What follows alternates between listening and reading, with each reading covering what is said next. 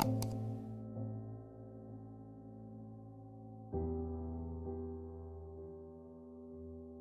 went to college. I went and worked out 5 hours a day, and I was working on construction, because in those days in bodybuilding there was no money. I didn't have the money for food supplements or anything, so I had to go to work. So I worked on construction. I went to college. I worked out in the gym, and at night from 8 o'clock at night to 12 midnight I went to acting class 4 times a week. So I did all of that. There was not one single minute that I wasted. And this is why I'm standing here today. With the age of 20, I went to London and I won the Mr. Universe contest as the youngest Mr. Universe ever. And it was because I had a goal.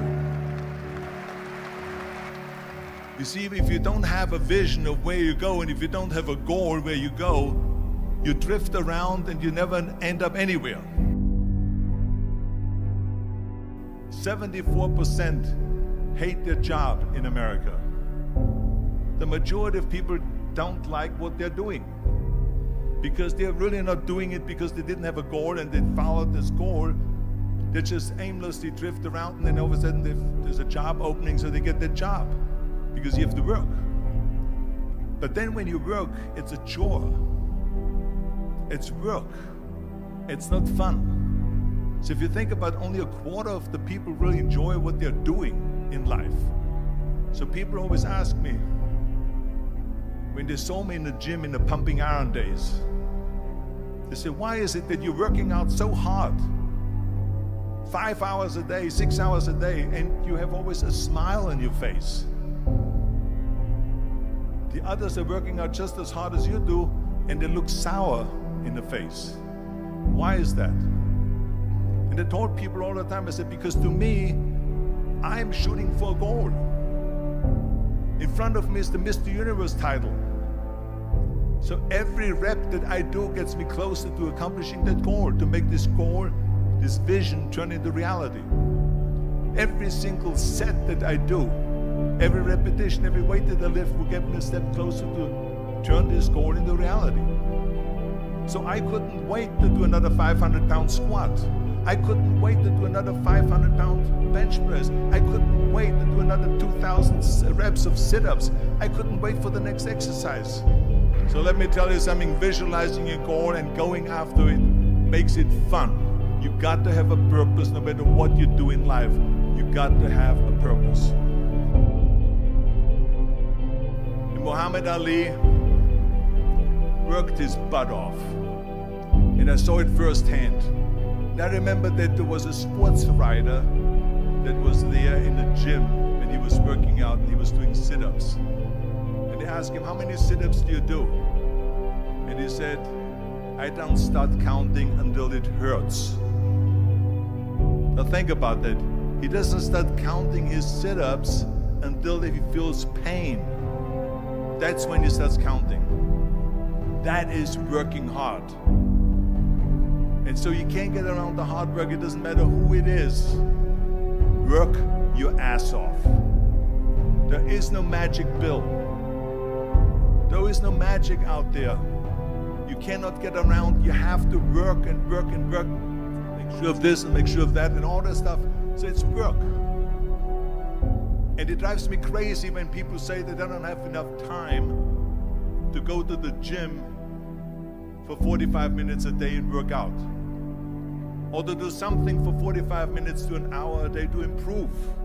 If it is physically improve or if it is mentally to improve. Imagine you read 1 hour a day about history. How much you will learn after 365 hours in 1 year. Think about if you study about the history of musicians, of composers, how much you would know. Imagine if you would work on a business, on some business that you want to develop every day for an hour. Imagine how further along you will go and get. So it drives me nuts because when people say we don't have the time, we have 24 hours a day. We sleep 6 hours a day, so that gives you still 18 hours. So there's someone shaking their head out here in front. They say probably, I don't sleep 6 hours, I sleep 8 hours, right? Or just sleep faster. So we have 18 hours a day. The average person works around 8 to 10 hours. So let's assume it's 10 hours, so we have 8 hours left. Then you travel around an hour a day, maybe 2 hours a day. So now you have still 6 hours left. So what do you do with these 6 hours? What do you do with these 6 hours? Then we eat a little bit, then we schmooze a little bit, talk a little bit to people and all that stuff. But you can see how much time there is available if you organize your day. So you got to work hard. I hate plan B. And I tell you why. Because we have so many doubters, as I've said earlier, the no-sayers. We have so many of those people that say no and you can't do it, that's impossible. That is okay because we just turn off, as I said earlier, and we listen and we hear the no being a yes. You can't do it, you can do it, and all of that. So that is possible to do that amongst all the negative people around you. But when you start doubting yourself, that's very dangerous. Because now what you're basically saying is that if my plan doesn't work, I have a fallback plan, I have a plan B. And that means that you start thinking about plan B, and every thought that you put into plan B, you're taking away now that thought and that energy from plan A.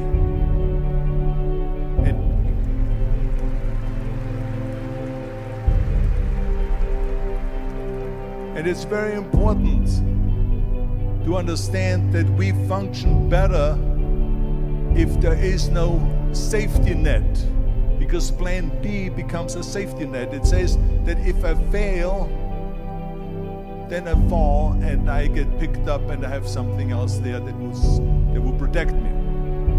And that's not good, because people perform better when there's no safety net. People perform better in sports and everything else if you don't have a plan B. I'm telling you, I've never ever had a plan B. I made a full commitment that I'm gonna go and be a bodybuilding champion. I made a full commitment that I'm gonna be in America. I made a full commitment that I'm gonna get in the show business and I'm going to be a leading man. No matter what it takes, I will do the work. I will do the work over and over and over until I get it. And the same was in politics and everything like that. So to me, it is very dangerous to have a plan B, because you're cutting yourself off from the chance of really succeeding. And the reason, one of the main reasons why people want to have a plan B is because they are worried about failing. What is if I fail, then I don't have anything else? Well, let me tell you something, don't be afraid of failing, because there's nothing wrong with failing. You have to fail in order to climb that ladder. There's no one that doesn't fail. Michael Jordan said in one of his interviews, when they said, "You're unbelievable, you're the greatest basketball player of all times." I mean, tell me about that. And he says, well, you're just mentioning the successes. But he says, for me to become the greatest basketball player, I missed 9,000 shots when I was playing basketball at the NBA games. So during these games that he was so successful, he missed 9,000 shots. Does it make him a failure? No. He's one of the greatest basketball players of all times, but he failed 9,000 times. Do you get it? We all fail. It's okay.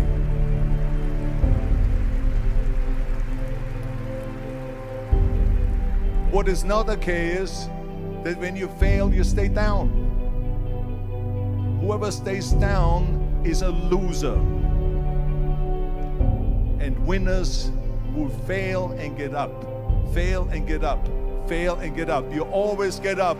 That is a winner. That is a winner.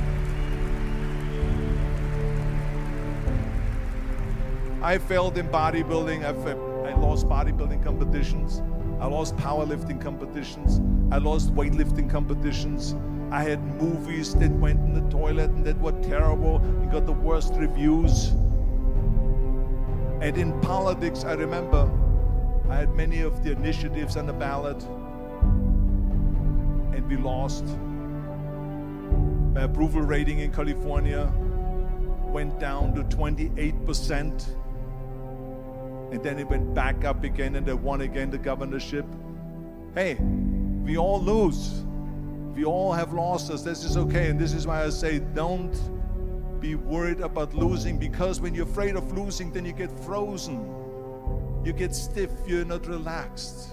You got to be, in order to perform well in anything, if it's in boxing or if it is on your job or with your thinking, is only happening when you relax. So relax. It's okay to fail. Let's just go all out and give it everything that you got. That's what it is all about. So don't be afraid to fail.